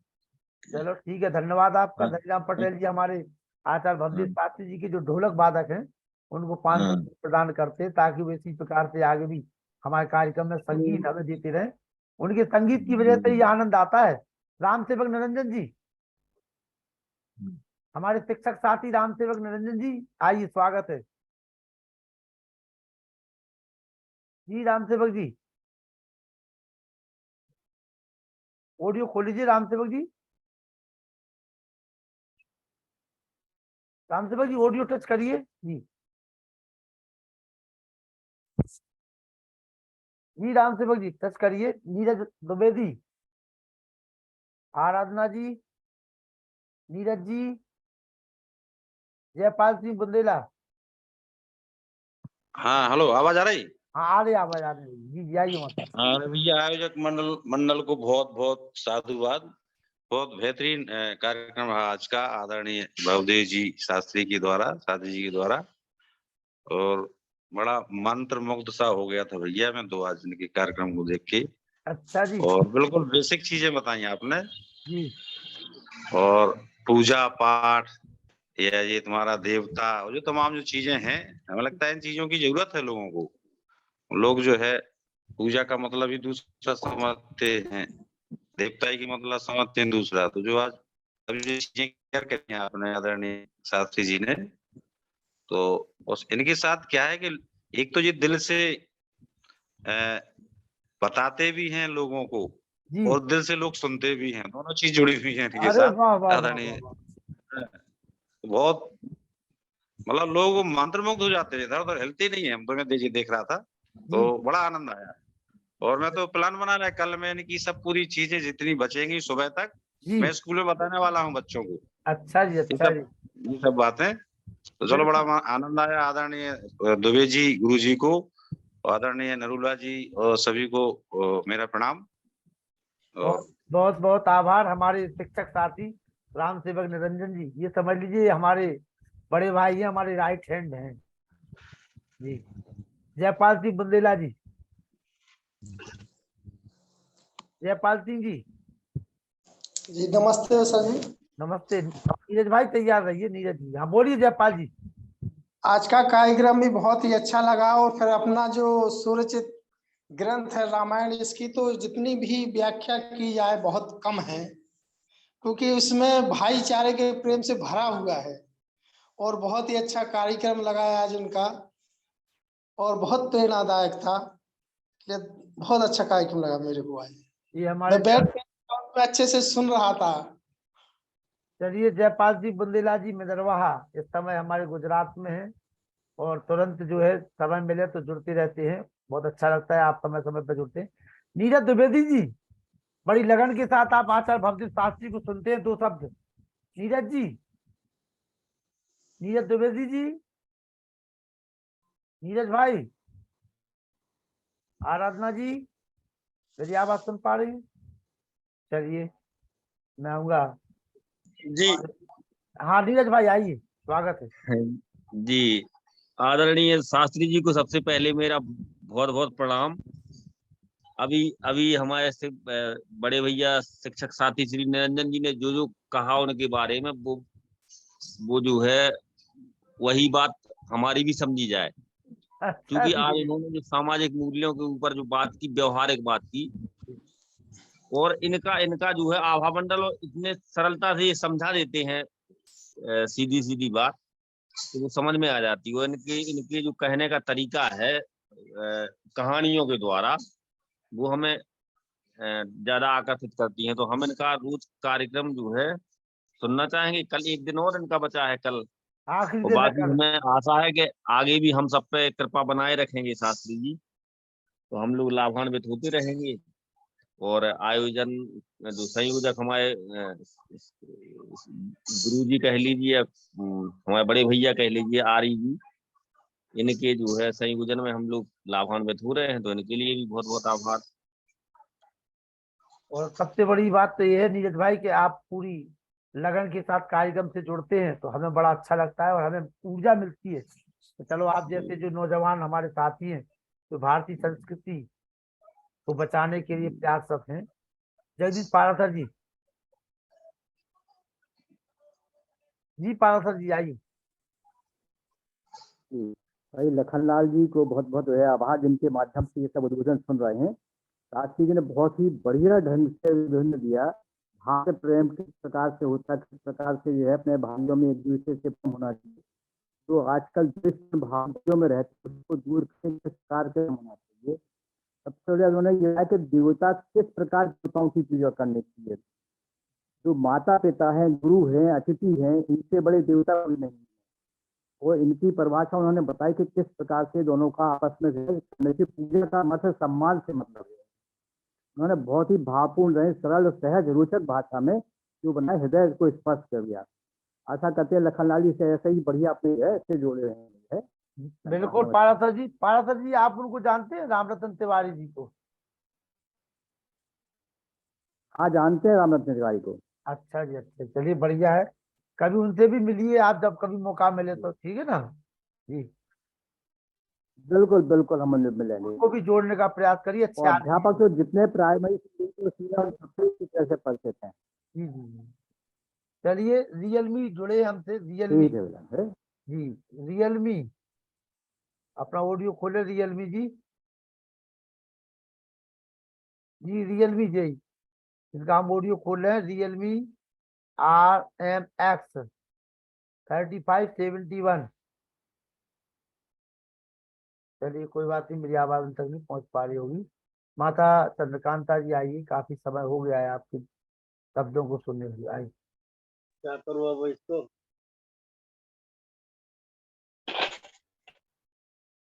संचालक महोदय, मेरे प्रिय वीर लखनलाल जी, नमस्ते और जी। आज के कार्यकर्ता वक्ता भवदेव शास्त्री जी, आदरणीय मुनि जी तथा व्यासनंदन शास्त्री जी, मेरे भ्राता अनिल जी, युद्धवीर सिंह जी, वेद प्रकाश जी, बहुत सुंदर आज का व्याख्यान। घर गृहस्थी के ऊपर हर बात पर, हर भजन पर वेदों का उदाहरण देकर बहुत सुंदर समझाया, जिसकी अति आवश्यकता है आज के युग में। इस कलयुग की धरती पर, भारत की धरती जो वेदों की धरती थी, सब कुछ भूले बैठे हैं और अपने माता पिता को दूर कर अपनी अठकेलियों में मस्त है आज की पीढ़ी। तो उस आज की पीढ़ी के लिए शिक्षाप्रद और बहुत सुंदर उद्बोधन। समय नहीं है, वरना इसके ऊपर माता पिता के ऊपर समर्पित एक भजन सुनाती आपको। फिर कभी सही, आज उन्होंने बहुत अच्छे भजन सुनाए।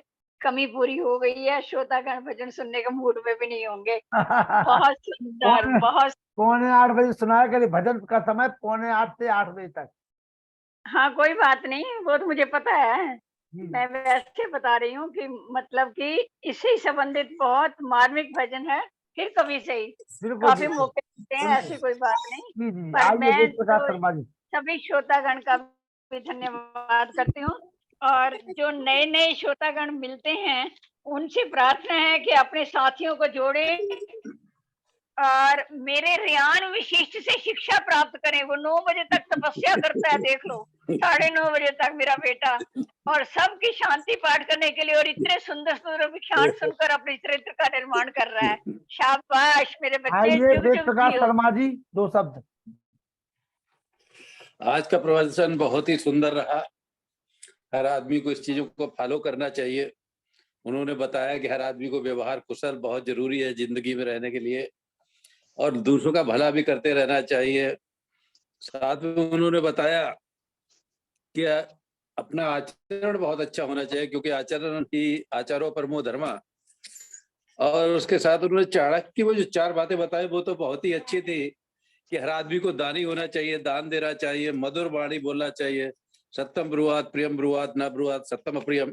और तीसरा उन्होंने बताया कि देवा अर्जन, माता पिता, आचार्य, गुरु, और हमारे जो पति के लिए पत्नी और पत्नी के लिए पति, इन सबको आपस में एक दूसरे का सम्मान करना चाहिए। और चौथी चीज बहुत ही इंपॉर्टेंट, जिस घर में विद्वान नहीं आते वो घर संसार ही समझ लीजिए। तो ऐसा घर होना चाहिए आज विद्वान आते जाते रहे। आज समाजी जितने भी विद्वान हैं, सत्संग होता रहना चाहिए उनके घर के अंदर, तो बच्चों के अंदर अच्छा प्रभाव पड़ता है। तो इस तरह बहुत ही सुंदर उन्होंने प्रवचन दिया और बताया कि भाई भाई में, बहन बहन में किस तरह से प्रेम होना चाहिए। वो बातें हर आदमी को अंगीकार करनी चाहिए और जीवन में उतारनी चाहिए, तभी हमारा कल्याण हो सकता है। नरोला जी बहुत बहुत धन्यवाद के लिए मंत्री लखनलाल जी के लिए जो हम करते रहते हैं। कोट साहब। अनिल नरोला जी। हेलो, आदरणीय भवदेव शास्त्री जी, लखनलाल आर्य जी, शर्मा जी, सभी आर्यजनों, मुनि पुरुषोत्तम जी भी, निरंजन जी ने भी बोला था, वास्तव में बहुत ही प्रेरणादायक और उपयोगी कार्यक्रम रहा है ये। जिस हिसाब से जो जो इन्होंने व्याख्यान दिए हैं मनुष्य जीवन, मानव जीवन के लिए और पारिवारिक जीवन में जिस प्रकार से हम सबको आचरण करना चाहिए, वो वास्तव में प्रेरणादायक है।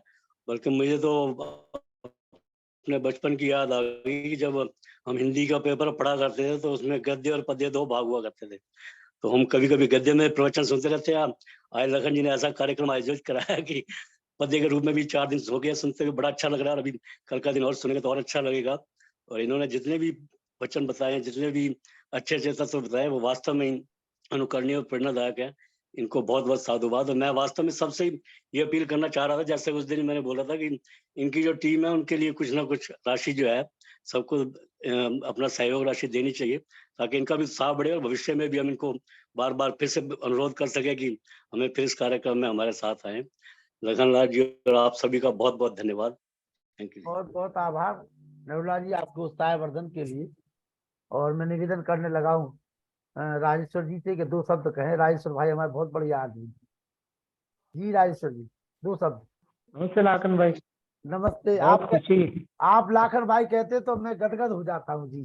भाई जी जी। तो इतना अच्छा था भजनों पर। आज भवदेव शास्त्री जी का मुझे फोन नंबर दीजिए प्लीज। मैं देता हूँ जी, देता हूँ जी, देता हूँ। और उनके ट्रूप के लिए राशि मैं भी प्रेषित करता हूँ आपको। जी जी जी जी बिल्कुल। आइए पुरुषोत्तम मुनि जी। जी लाखन भाई। जी नमस्ते जी। पुरुषोत्तम मुनि जी। वो उनके ओम ओम।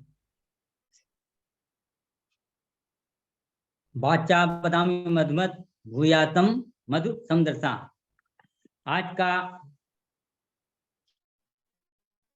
जो व्याख्यान हमारे सम्मानीय भवदेव शास्त्री जी का रहा है, हम जीवन में प्रियता को धारण करें, प्रेम सौहार्द के साथ में अपने जीवन को जिए, दूसरों को जीने दें। हमारी वाणी सदैव प्रिय बोले, हमारा चाल ढाल, हमारा रहन सहन मधुरतापूर्ण हो।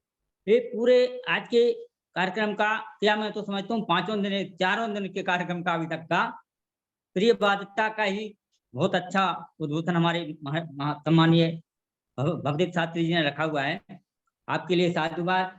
और हमारे सम्मानीय व्यासानंद शास्त्री जी को भी मैं देख रहा था, वेद प्रकाश शर्मा जी, चंद्रकांता माता जी, नरूला जी हमारे, और अभी मैं रुद्रवीर जी को हमारे जगदीश प्रसाद पारासा जी, जो कि बहुत अपनी बातचीत के माध्यम से बहुत अच्छी बात रखते हैं हम लोगों के बीच में, प्रोत्साह वर्धन करते हैं। सभी के लिए साधुवाद। और हमारा जीवन प्रियता सत्य से जुड़ा हुआ हो, सत्य और प्रिय, सत्यम ब्रूयात प्रियम ब्रूयात, ऐसा उपनिषद में कहा हुआ है। रामसेवक निरंजन जी और वकील साहब धनीराम पटेल जी लगातार जुड़ रहे हैं। हाँ जुड़े हैं ना, देख रहा हूँ। हमारे परमानंद जी तो जुड़े हैं भोपाल से। अरे कार्टून नहीं देख रहा है यार जी। आइए व्यासानंद शास्त्री जी। दिन भर देखा जी जी। जो देखा। ओम। ओम। आइए। कितनी देर बोलना है? 5 मिनट बोल लीजिए, आप विद्वान हैं हमारे। चलिए 5 मिनट। बहुत बहुत धन्यवाद। ओम स्वस्ति पंचरेम सूर्या चंद्र सविव पुनर्ददता घ्नता जानता संगमे महि। ओम शांति शांति शांति। आर्यों के महाकुंभ के हमारे सम्माननीय संचालक मित्रवर आर्यरत्न श्री लखनलाल जी आर्य और माननीय वानप्रस्थी जी और आज के मुख्य वक्ता और विगत 2 दिनों से लगातार अपने मधुर वाणी से संगीतमय वेद कथा का रसास्वादन हम सभी इस कार्यक्रम से जुड़े हुए लोगों को दे रहे हैं। इसके लिए विशेष वो साधुवाद के पात्र हैं और उन्हें कोटि कोटि धन्यवाद कि उन्होंने अपनी वाणी को वेदानुसार रखते हुए इस विचार को, जो वैदिक विचार है, इसका बहुत ही ज्यादा सुंदर ढंग से, बहुत ही हृदयंगम रीति से सबको लाभान्वित किया कराया है। निसंदेह वे धन्यवाद के पात्र हैं। और हमारे प्रोफेसर वेद प्रकाश जी शर्मा, माता चंद्रकांता जी आर्या, अन्य सभी मातृशक्ति देवियां एवं सज्जन, आज का जो विषय चला, हम घर को कैसे स्वर्ग बनाएं, हमारे कौन कौन आचरण होने चाहिए, चाणक्य का और साथ ही साथ जो लोक रीति से जो कथन है, इन सारी चीजों को बड़ा ही सुंदर ढंग से और वेद का प्रमाण देते हुए, रामायण और महाभारत के अंश को लेते हुए, खासकर रामायण के राम के चरित्र को लेकर के जो बातें हमारे भवदेव जी ने बताई है, निस्संदेह हमारा जीवन जो है वो स्वर्ग में सुख की प्राप्ति के लिए ही है।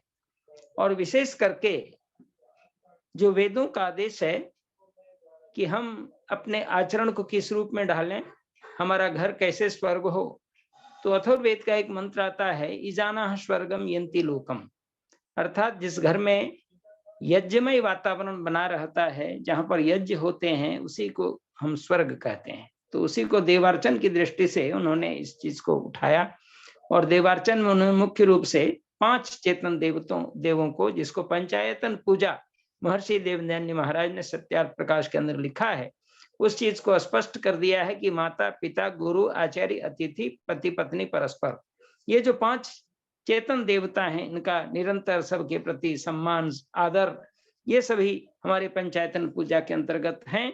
लेकिन वेद के अंदर एक जगह और भी आया है कि हम घर को कैसे स्वर्ग बनाएं, तो इसके लिए कहा इजाना स्वर्गम यंति लोकम, अर्थात जिस घर में यज्ञ होते हैं, हवन होते हैं, वह घर स्वर्ग अवश्य ही होता है।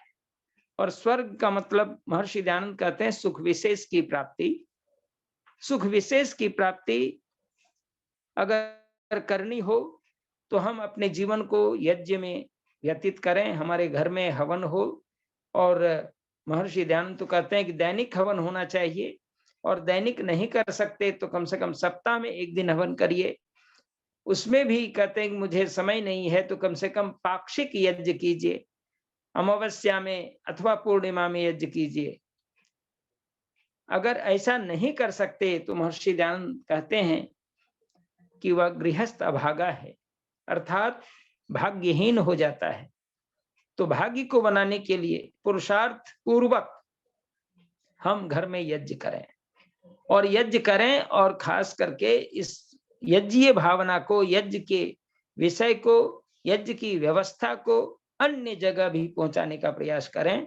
अगर ऐसा हम करते हैं तब महर्षि दयानंद के वे हमारे जो उपदेश हैं, उन्होंने जो हमें दिया है कि वेद सब सत्य विद्याओं का पुस्तक है, वेद का पढ़ना पढ़ाना और सुनना सुनाना सब आर्यों का परम धर्म है। और साथ ही साथ आर्य लोगों को यह धर्म बन जाता है कि वह स्वयं यज्ञ करे और फिर यज्ञ कराए। यज्ञ का कराना आर्यों का धर्म है। तो निसंदेह हम आर्यजन जो इस विषय को लेकर के बैठे हुए हैं कि अपने जीवन को स्वर्ग बनाएं, अपने घर को स्वर्ग बनाएं, यह तभी संभव है जब हमारे घर में यज्ञ होगा। और यज्ञ होगा तो ये सब कुछ जो 4 चीजें बताई गई हैं कि अन्न पुराना, इसका मतलब संपन्नता होनी चाहिए। तो यज्ञ करने वाले के घर दरिद्रता में नहीं होते, संपन्नता में होते हैं। हमारे राजे महाराजे भी बड़े बड़े यज्ञ करते रहे, और जिस समय वो यज्ञ को छोड़े, राजपाट सब खत्म हो गया, दरिद्रता छाई और वंश भी नाश हो गया। इसलिए आवश्यकता है हम अपने जीवन के संपूर्ण क्षण को, जो वैदिक हमारी मान्यताएं हैं, उस मान्यताओं को यदि हम धारण करते हैं तो हमारे नाम आज हैं कल हैं ऐसी बात नहीं, बल्कि ये अमरता की ओर हम चले जाएंगे, हमको दुनिया जानेगी। हमारे राम और कृष्ण ऐसे राजा हुए जिन्होंने अपने संपूर्ण जीवन को वेदानुसार बनाया और बनाने के बाद आज भी उनके नाम अमर है। जिन राजाओं ने वेदानुसार कार्य किए, जिन ऋषियों ने वेदानुसार कार्य किए, उनके नाम आज भी अमर हैं। लेकिन जिन्होंने वैदिक मान्यताओं का मजाक उड़ाया, वैदिक मान्यताओं के आधार पर जीवन नहीं जिया और नास्तिक बनकर के जीवन जिए, उनको आज कौन जानने वाला है। इसलिए आवश्यकता है कि हम अगर दुनिया में आए हैं और परमात्मा ने हमें सुंदर चोला दिया है, मनुष्य का चोला दिया है, और मनुष्य चोला धारण करके भी हम अपने अंदर मनुष्यता नहीं ला पाए तो हमारा जीवन निरर्थक हो जाएगा।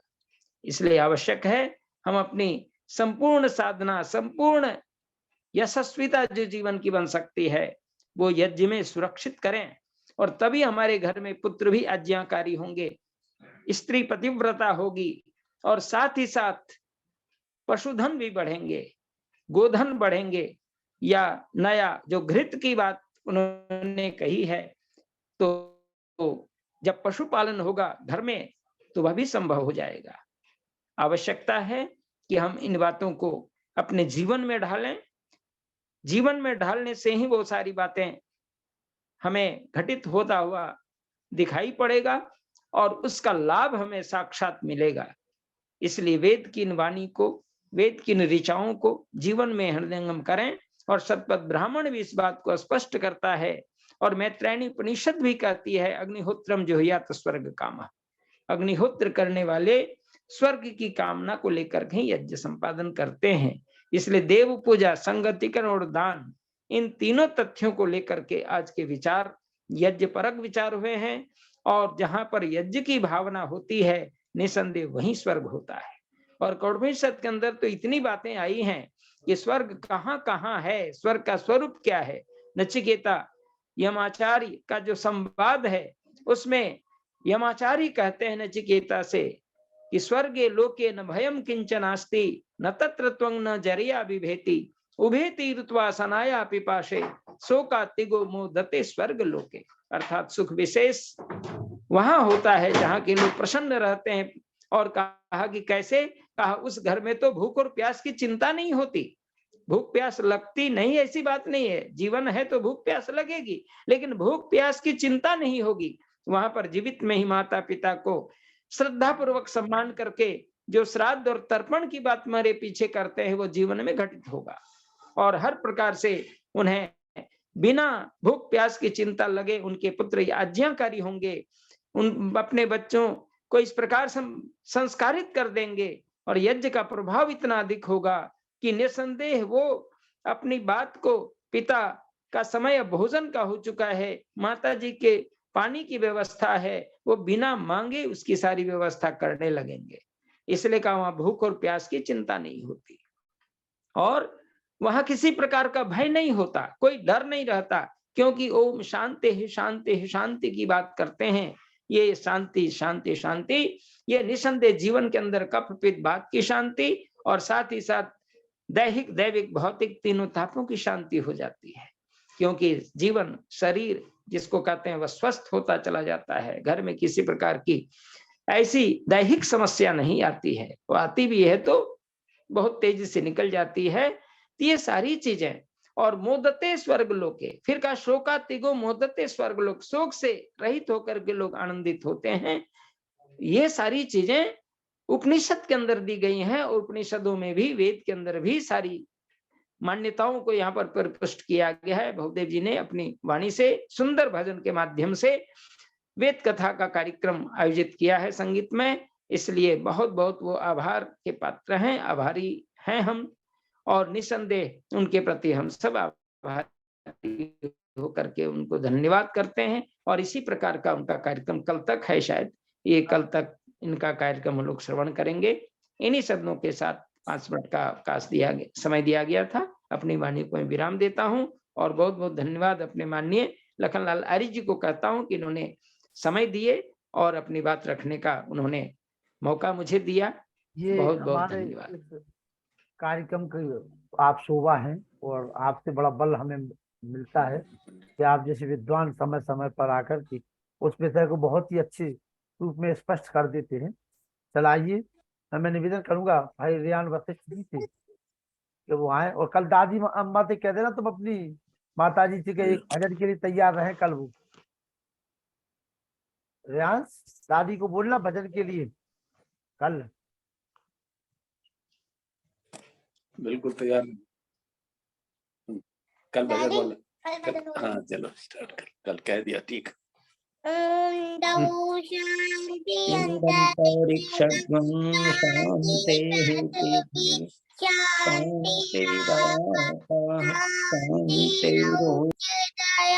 शांति वनस्पतय शांति देव शांति शांति सर्व शांति शांति देव शांति श्याम शांति रेरि ओम शांति शांति शांति। जो बोले सब सत्य सनातन की जय। गुरु गजानन की जय। मर्यादा पुरुषोत्तम श्री रामचंद्र की जय। योधेथल श्री कृष्णचंद्र की जय। पंडित लेख राम की जय। भारत स्वामी आत्मानंद की जय। भारत माता की जय। माता की रक्षा हो, पालन हो, समाज अमर रहे, की ज्योति जलती रहे, का झंडा ऊंचा रहे, के महाकुंभ की जय। ओम वैदिक अभिवादन सबको नमस्ते जी। ओम सर्वेभ्यो नमः।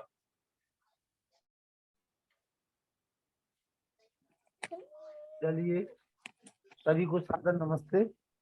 और कल पुनः संगीतमय वेद कथा आप सभी लोग सुनेंगे, और हमें बहुत अच्छा लगने लगा कि हमारे राम सेवक निरंजन जी, हमारे धनीराम पटेल जी भी दो शब्द इस पटल पर आकर के अपनी बात रख रहे हैं। और निश्चित रूप से जो लोग अभी नहीं रख पा रहे हैं उनकी कुछ मजबूरियां होगी, कहीं व्यस्तता बनी रहती है, कई बार नहीं बोल पाते हैं, कोई बात नहीं, धीरे धीरे वो भी बोलेंगे। ऐसी आशा उस परम पिता परमात्मा पर हम सभी को है और रखते भी हैं। वो शब्द कल मुलाकात करते हैं। एक बार पुनः सभी के माइक हमने खोल दिए हैं, नमस्ते कर लीजिए। ओम नमस्ते जी, सब लोगों को नमस्ते। नमस्ते सभी को। हाँ नमस्ते लखन लाल जी, नमस्ते। नमस्ते लखन लाल जी, हाँ बोलिए। जी जी नमस्ते नमस्ते। बोलिए। मैं कह रहा था कि वो जो कह रहे थे कि वो जो वादक उनके हैं जी, वो मेरी तरफ से भी 500 रुपया कुछ भेज दीजिए, मैं भेज। ठीक है ठीक है ठीक है, बिल्कुल भेज देंगे, बिल्कुल भेज देंगे जी। हम उनको जो है हर कार्यक्रम में क्या है कि जब भी बुलाते हैं तो 500-1000 रुपये उनको दे देते हैं, क्योंकि वो ढोलक बालक तो आते ही अपना है ना, तो उनको कर देते हैं हमेशा। तो हमारे मित्र हैं चूंकि धनीराम पटेल जी, तो भाई हम लोग साथ में घूमने जाते हैं, तो हमने कल उनसे कहा भी था जी जी ठीक है, हो जाएगा, आपके भी कर देंगे जी, मैं भेज दूंगा उनको। लखन जी आपके अकाउंट में डाल दें। लखन जी आपके अकाउंट में डाल दें, कोई नया नंबर देंगे। नहीं वही नंबर है, वही जी जी वही नंबर जी। चलिए कल मुलाकात करते हैं आप सभी को। आपके अकाउंट, हाँ वही नंबर है अकाउंट का, वही नंबर पहले भेजा था जी। ठीक है ठीक चलिए धन्यवाद। नमस्ते जी। ठीक है नमस्ते। नमस्ते जी, सभी को शुभ रात्रि। नमस्ते। मैं तो बलराम सिंह जी के लिए नमस्ते करता हूँ बार बार, क्योंकि मैं जब भी बोलता हूँ बलराम जी सबसे पहले दिखते हैं हमें। बलराम सेन जी हमारे मामा जी हमारे बड़े ध्यान से सुनते हैं, बलराम सेन मामा जी बड़े ध्यान से, और बड़ी लगन हो गई है उनकी। बलराम जी पुनः बलराम जी मामा जी को बड़ी लगन होती है आपकी उपस्थिति के लिए नमस्ते। शुरू से लेके अंत तक उनका मन ही नहीं होता है हटने का। आप तो वो कहते हमें यहीं बैठा ले रहो आप लोग, हम वैदिक धर्म में ही अब डुबकी लगाएंगे।